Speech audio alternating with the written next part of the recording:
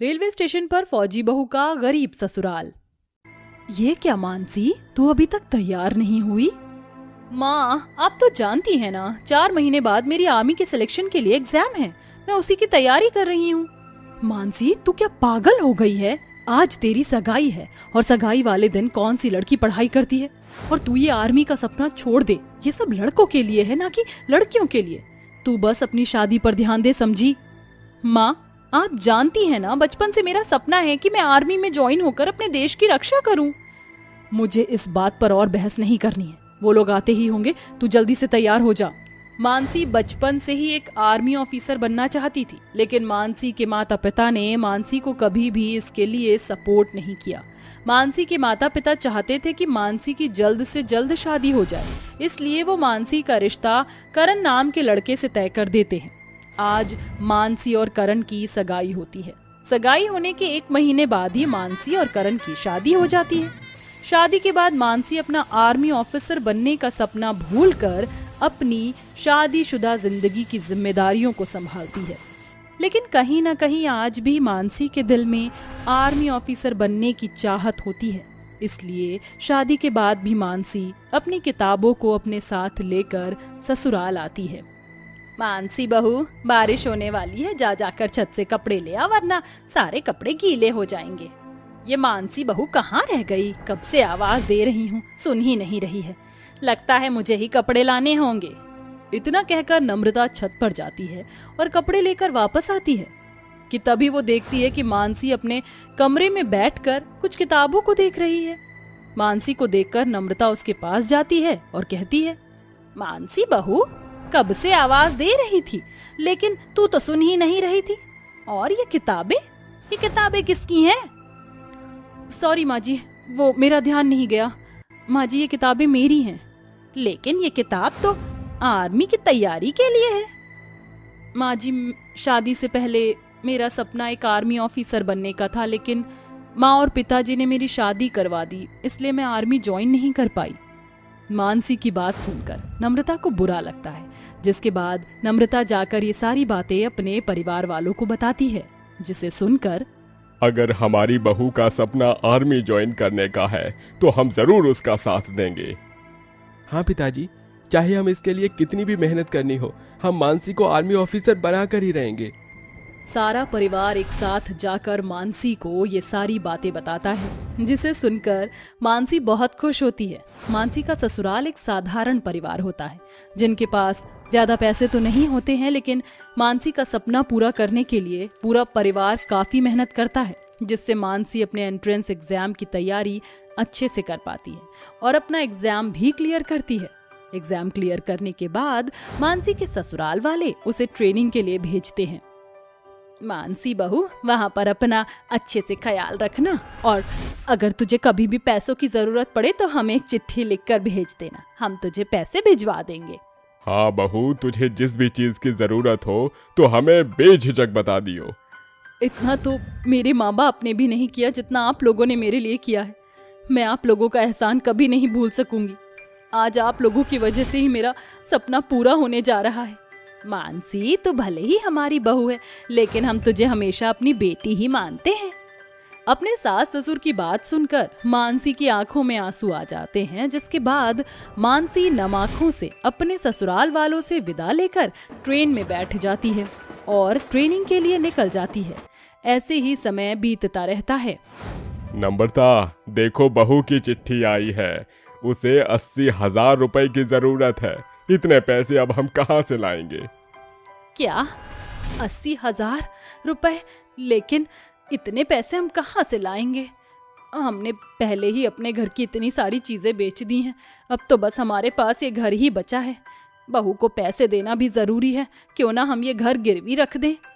नम्रता की बात सुनकर बागेश्वर सेठ मदनलाल के पास अपना घर गिरवी रख देता है और 80,000 रुपए लेकर मनी ऑर्डर करवा देता है, जिससे वो पैसे मानसी को मिल जाते हैं। ऐसे ही कुछ महीने बीतने के बाद मानसी छुट्टियों में अपने ससुराल आती है। भाभी, आप आ गई? कैसी चल रही है आपकी आर्मी की ट्रेनिंग? गोमती, ट्रेनिंग बहुत ही अच्छी चल रही है। अब सिर्फ कुछ महीनों में मेरी ट्रेनिंग कंप्लीट हो जाएगी, फिर मैं एक ऑफिसर बन जाऊंगी और अपने देश की रक्षा करूंगी। मानसी की बात सुनकर सारा परिवार बहुत खुश होता है। छुट्टियों के खत्म होते ही मानसी दोबारा अपनी ट्रेनिंग के लिए निकल जाती है। मानसी के ट्रेनिंग पर जाने के बाद सेठ मदन लाल मानसी के ससुराल आता है। बागेश्वर जी, आपने जो मुझसे 2 महीने मांगे थे वो आज पूरे हो चुके हैं। अब या तो आप मेरे पैसे वापस करिए या तो मुझे ये घर खाली करके दे दीजिए। अरे मदन लाल जी, हमें थोड़ा वक्त और दे दीजिए। हम लोग कहाँ जाएंगे? हमारे पास तो कहीं और रहने का ठिकाना भी नहीं है। देखिए बागेश्वर जी, मैं आपको इससे ज्यादा समय नहीं दे सकता। मैं पहले ही आपको 2 महीने का समय दे चुका हूँ, इसलिए आप घर अब खाली कर दीजिए। मदन लाल की बात सुनकर सारे परिवार वालों की आंखों में आंसू आ जाते हैं और सब लोग घर खाली कर देते हैं। घर खाली करने के बाद उनके पास रहने का कोई ठिकाना नहीं होता, इसलिए वो लोग स्टेशन पर जाकर झोपड़ी में रहते हैं, जहां करण ट्रेन से आने जाने वाले लोगों के जूतों को पॉलिश करता, बागेश्वर कुली का काम करता और बेचारी गोमती रेलवे स्टेशन को साफ करती। पूरे परिवार के दिन बहुत ही मुश्किलों से कट रहे थे, लेकिन इस बात का पता मानसी को ना लगे, इसलिए उन कामों से वो लोग पैसे जमा करके मानसी के पास भेज देते। ऐसे ही समय बीतता रहता है और मानसी की चिट्ठी सबको मिलती है, जिससे उनको पता चलता है कि मानसी वापस आने वाली है। मानसी को कुछ पता ना चले, इसलिए पूरा परिवार एक किराए का घर कुछ दिनों के लिए ले लेता है। पिताजी, ये किसका घर है और आप लोग यहाँ क्यों रह रहे हैं? बहू, हमारे पुराने घर में थोड़ा मरम्मत का काम चल रहा है, इसलिए कुछ दिनों के लिए हम यहाँ पर रह रहे हैं। काम खत्म होने के बाद हम लोग वापस वहाँ पर चले जाएंगे। बागेश्वर की बात सुनकर मानसी को शक होता है, लेकिन वो किसी से कुछ नहीं कहती। छुट्टी खत्म होने के बाद मानसी दोबारा वापस चली जाती है। अब ऐसे ही बहुत समय बीत जाता है। मानसी की दोबारा छुट्टियां पड़ने वाली होती हैं, लेकिन इस बार मानसी चिट्ठी लिखकर किसी को कुछ नहीं बताती है। मानसी अपने शहर वापस आती है। रेलवे स्टेशन से उतरते ही मानसी देखती है कि उसके ससुर कुली का काम कर रही हैं और पति लोगों के जूते पॉलिश कर रहा है। नंद स्टेशन पर झाड़ू लगा रही है और बेचारी सास खाना बना रही है। ये सब देखकर मानसी हैरान रह जाती है और वो अपने ससुराल वालों के पास जाती है। मानसी को देखकर मानसी के ससुराल वाले भी हैरान हो जाते हैं। आप सब लोग यहाँ क्या कर रहे हैं? और आप लोगों की ऐसी हालत कैसे हो गई? जब मैं पिछली छुट्टियों में आई थी तब तो सब सही था। बोलिए, ऐसा क्या हुआ आप लोगों के साथ जो आप लोगों को ये सब करना पड़ रहा है? मानसी के पूछने पर सभी परिवार वालों की आंखों में आंसू आ जाते हैं और सब सारी बातें मानसी को बता देते हैं, जिसे सुनकर मानसी की आंखों में भी आंसू आ जाते हैं। आप लोगों ने मेरे लिए इतना सब कुछ किया, वो भी मुझे बिना बताए। मैं बहुत खुश नसीब हूँ जो मुझे इतना अच्छा ससुराल मिला। माँ जी, पिताजी, मुझे माफ कर दीजिए। मेरी वजह से आप लोगों को इतनी तकलीफ उठानी पड़ी। ये तो कैसी बातें कर रही है? मैंने तुझे पहले ही कहा था ना कि तू मेरी बेटी जैसी है। एक माँ बाप अपनी बेटी के लिए नहीं करेंगे तो किसके लिए करेंगे? हमें खुशी है कि तेरा सपना पूरा हुआ और तू ऑफिसर बन गई। नम्रता और मानसी की बात सुनकर सभी की आंखों में आंसू आ जाते हैं, जिसके बाद मानसी अपने ससुराल वालों के लिए किराए का घर खरीदती है और अपने पति और सास ससुर को एक राशन की दुकान खोल कर देती है, जिससे वो लोग एक अच्छी खासी कमाई करते हैं। मानसी हर छुट्टियों में अपने ससुराल आया करती और सब लोग मिलकर एक साथ खुशी खुशी रहते हैं। आज मानसी का आर्मी ज्वाइन करने का सपना उसके ससुराल वालों की वजह से ही पूरा होता है, जिसकी वजह से वो बहुत खुश होती है।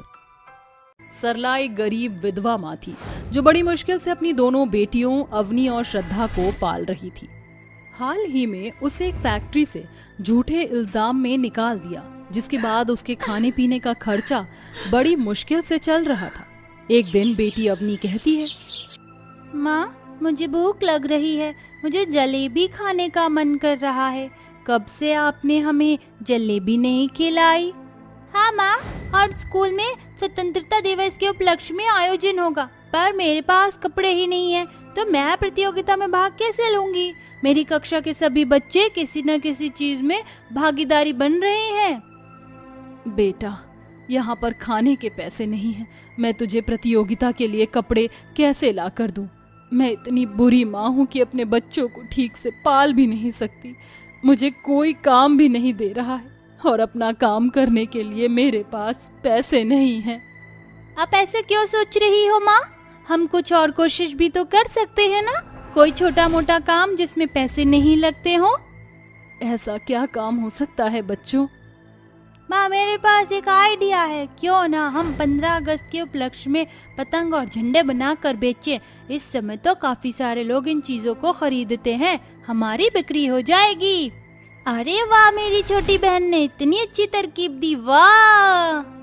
अवनी बेटे, ये तो तूने बहुत अच्छी बात कही है, पर हमें पतंग बनाने के लिए रंग बिरंगे कागज चाहिए होंगे, उससे ही पतंग बन जाएगी, और झंडा भी। जंगल की लकड़ियों को महीन महीन काट कर डांडिया बना लेंगे, और रंग बिरंगा कागज तो दुकान पर मिल जाएगा। मेरे पास गुल्लक में कुछ पैसे पड़े हुए हैं। चलो तो फिर ऐसा ही करते हैं। फिर मैं अपनी बेटियों को जी भर के जलेबी, रबड़ी, हलवा, पूरी सब खिलाऊंगी और कपड़े दिलाऊंगी। फिलहाल मैं तुम्हें खिचड़ी बनाकर खिला देती हूँ। इसके बाद सरला अपनी दोनों बेटियों के लिए पानी डालकर खिचड़ी बना देती है। रूखा सूखा जैसा होता है खा लेते हैं। उसके बाद तीनों माँ बेटियां जंगल जाकर बारीक लकड़ी को ढूंढकर शाम तक काट छांट करके पतंग की सीक तैयार कर लेती हैं। फिर अगले दिन तीनों मिलकर रंग बिरंगे सुंदर सुंदर पतंग बनाकर अलग से मांझा लेकर सस्ते दाम में रेड़ी पर बेचने लगती हैं।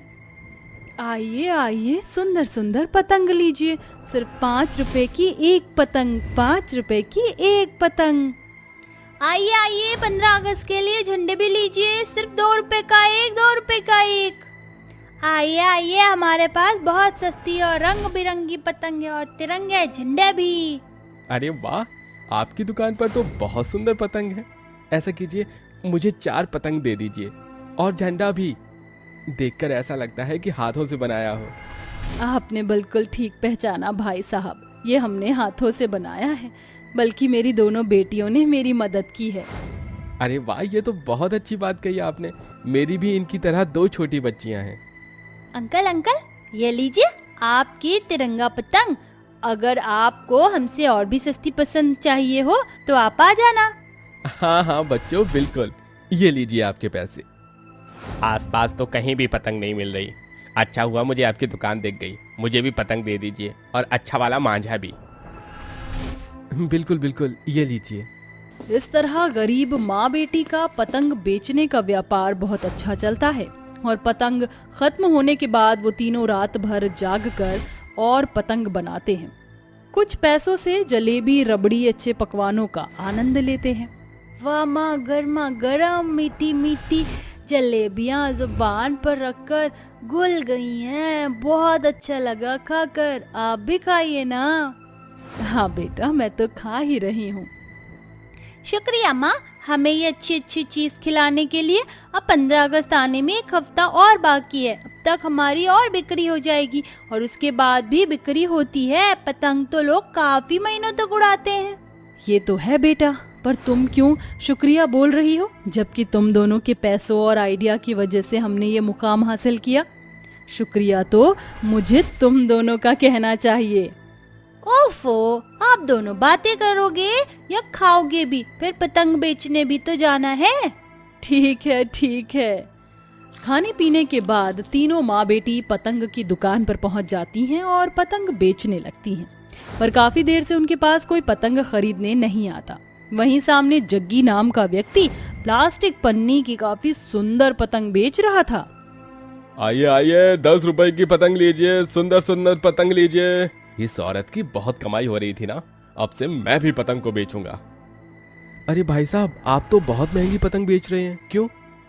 अरे भैया, पहले पतंग तो देखिए, सुंदर सुंदर और बड़ी बड़ी लेकर आया हूँ, जो बारिश में भी उड़ सकती हैं, और मांझा तो इतना पक्का है कि किसी की भी पतंग को काट दे। अच्छा, तो फिर दे दो। ले लो। अब आएगा मजा। उसकी दुकान के ग्राहक धीरे धीरे मेरे पास आएंगे। माँ देखो, उन अंकल ने हमारे सामने ही पतंग की दुकान लगाई है, इसलिए उनके पास सब आ रहे हैं, हमारे पास नहीं। अब हमारा क्या होगा? हम कैसे अपने घर का खर्चा चलाएंगे? हमारी मेहनत पर तो पानी फिर जाएगा। माँ, हम हार नहीं मानेंगे, हम फिर भी पतंग बेचेंगे। हाँ बेटी, जरूर।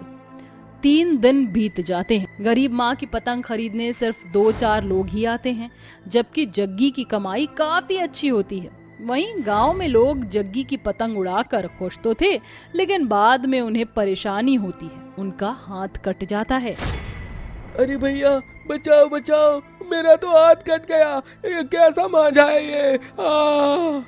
अरे मेरा हाथ भी कट गया भैया, जरा उस जग्गी को हम चमकाने चलते हैं, लगता है उसने हमें कांच का मांझा दिया है, वरना आज तक कभी सरला की पतंग और मांझे से हमें इतनी परेशानी नहीं हुई। हाँ चलो चलो चलो, उसे बताने चलो।